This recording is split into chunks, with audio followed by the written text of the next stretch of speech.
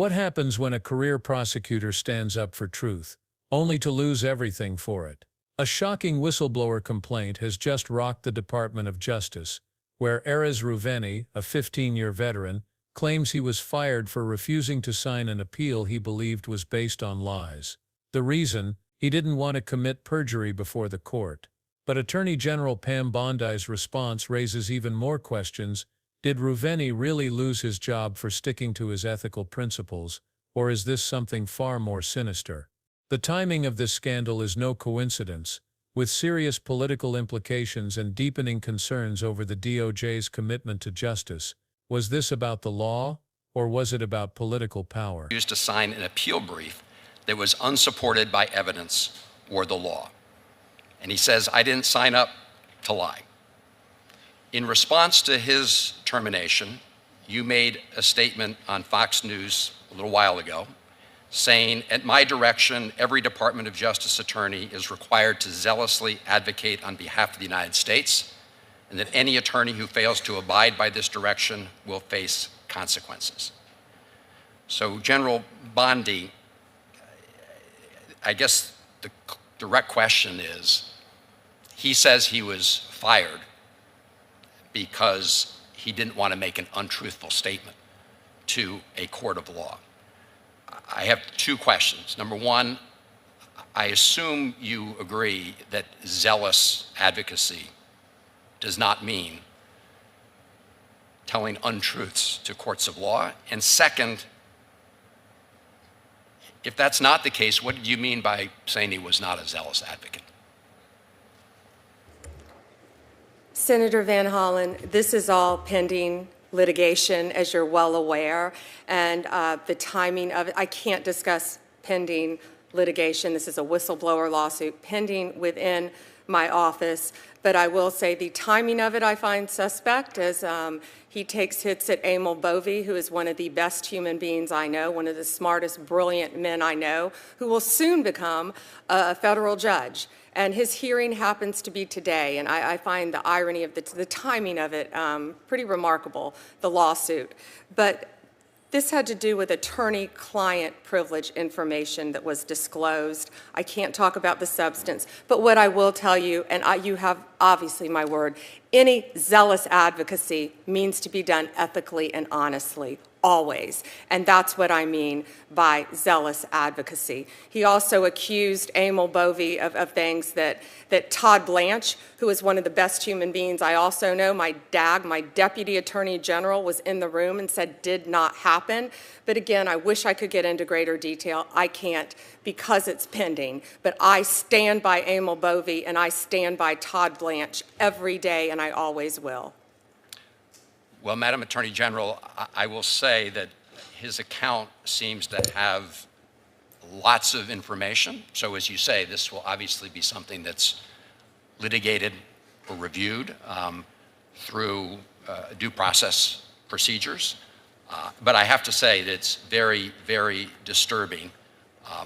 We've also heard from others in other departments who are responsible for implementing the laws of the United States that they feel uncomfortable about having been asked to do things that they thought were unethical. Let me go on to some of the budget questions, and I really want to follow up on my colleagues, Senator Moran and Senator Collins. But the DOJ grant funding is being sort of cut back on two fronts.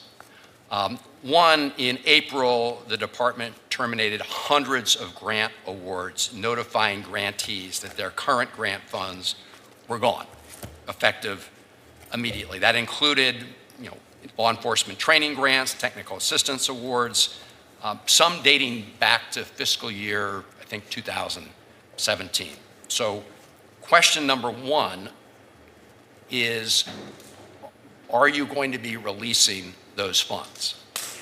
The second concern regarding grants has to do with the monies that were appropriated in this fiscal year, in March.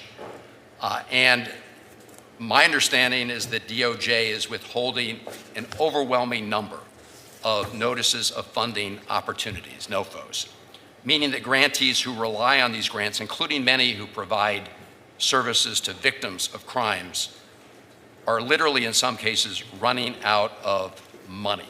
For example, the department's biggest grant-making component, the Office of Justice Programs, has only posted one notice for fiscal year 25, no phone notice. So if you could answer the question with respect to both those pieces. Sure, and that's a very valid question, Senator. The notices will be going out in coming weeks about the grants. And we did cut grants by 6%, and I'm here to tell every senator, if we did cut a grant that you care about that is specific to your state, please contact me. I've turned on grants that were cut off. So please, if that happens, there's an appeal process, but you can pick up the phone and you can call me, and I would be more than happy to look at that. I never want to take away a grant that is actually helping Americans, helping victims, helping law enforcement, and we're looking at it on a case-by-case basis, and many of those are being appealed already, but you have my word, we will look at all of those, absolutely. Thank you. And in terms of the other piece of the question, when the notices for information will go out, because the fiscal year obviously is, running out, and we are hearing from lots of entities that are waiting for those notices so they can apply for the grant funding. Yeah, yes, Senator. The notice of funding is consistent with our priorities, and they're finalizing it right now. It will be going out very shortly. Very shortly. All right. Thank you. It'll be posted on a rolling basis, too, I believe. Okay. If you could just keep us posted on that. And I would appreciate it, Madam Attorney General, if you could have your team or respond to a letter that about 30 senators wrote to you on this topic of the prior fiscal year funds that were frozen. I will make sure they look at that letter. I think we've received probably thousands of letters. You've gotten lots of letters. But we really do need, in order to do our job, to get responses. Thank you, Mr. Chairman. Attorney Stay tuned to find out what's really going on behind closed doors at the highest levels of government. It all began when Erez Ruveni, a seasoned Department of Justice attorney, filed a whistleblower complaint.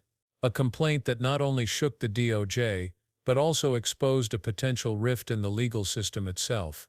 For years, Ruveni had been a dedicated member of the DOJ, serving under both Republican and Democratic administrations. He received commendations for his work, even during the Trump administration. However, his loyalty to the law was tested when he found himself at a moral crossroads. Ruveni refused to sign an appeal brief, a document he believed was devoid of legal merit and factual integrity. This refusal, he claimed, was not just about disagreeing with the content. It was about upholding his personal integrity and professional ethics. According to Ruveni, he was told to sign a document he knew was based on falsehoods.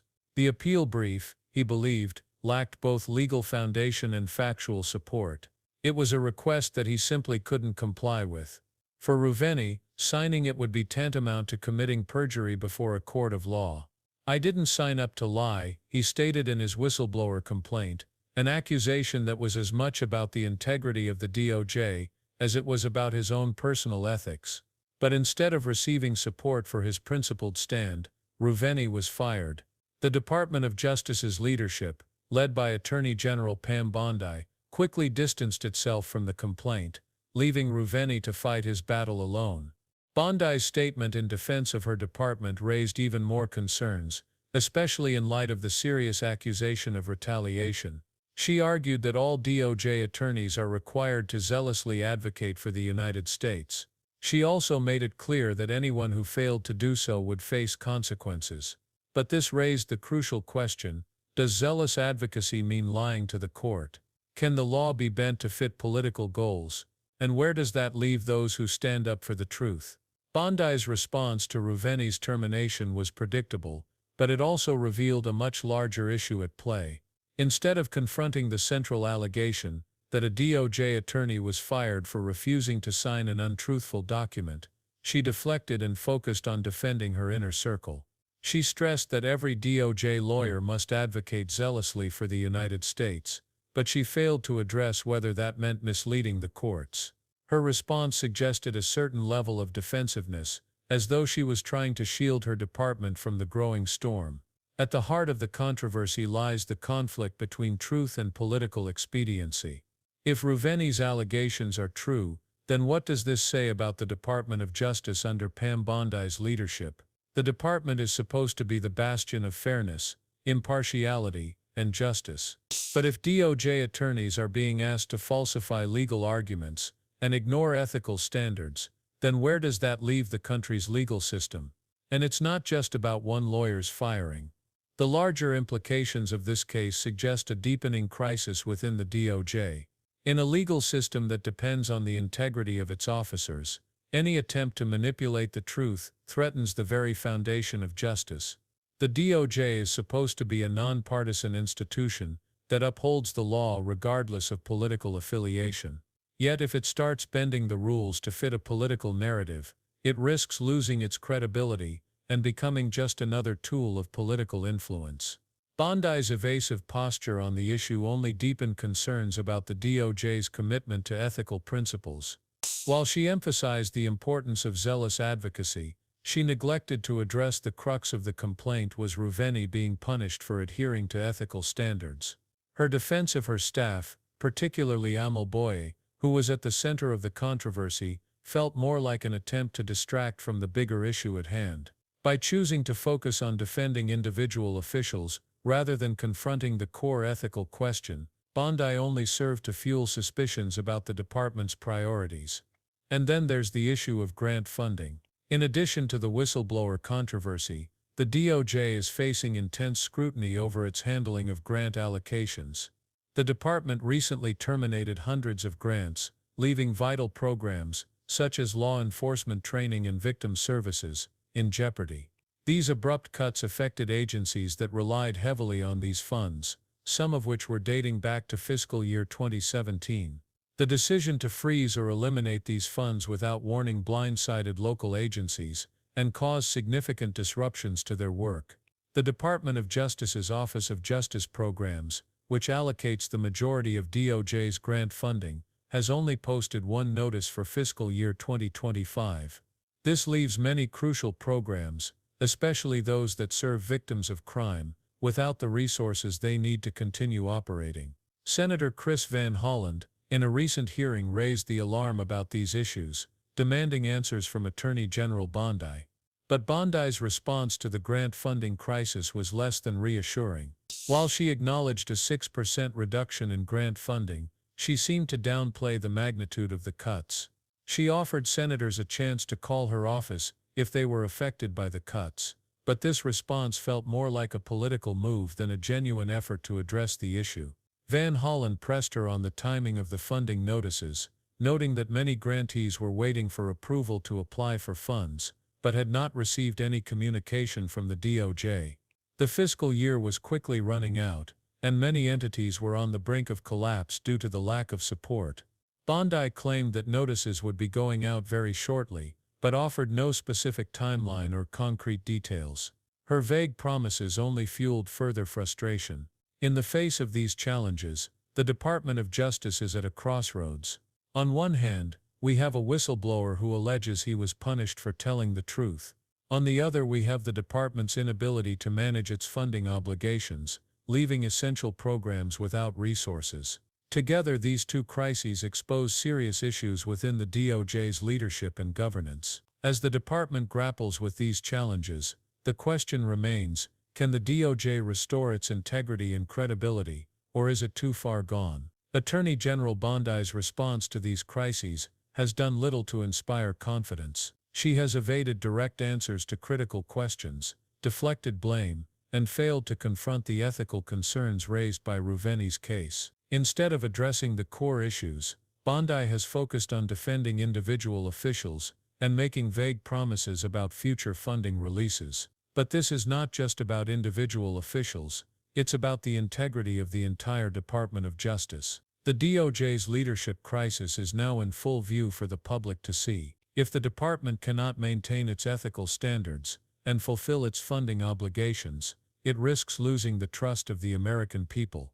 The Attorney General's office is supposed to be a beacon of fairness and impartiality, but under Bondi's leadership, that foundation appears to be crumbling. As this scandal continues to unfold, one thing is clear: the Department of Justice is at a tipping point. If it does not address the underlying issues of political interference, grant mismanagement, and ethical decay, it could mark the beginning of the end for the department's credibility. The DOJ's ability to uphold the law and serve the American people depends on its commitment to truth and justice, not political expediency. Now we want to hear from you. What do you think of the accusations against Attorney General Pam Bondi and the DOJ? Do you believe these issues are as serious as they seem, or is this just another political attack? Leave your thoughts in the comments below, and make sure to like this video if you think the truth needs to be heard. Don't forget to subscribe and hit the notification bell for more updates on this developing story. Stay vigilant, stay vocal, and keep tuning in for more fearless truth.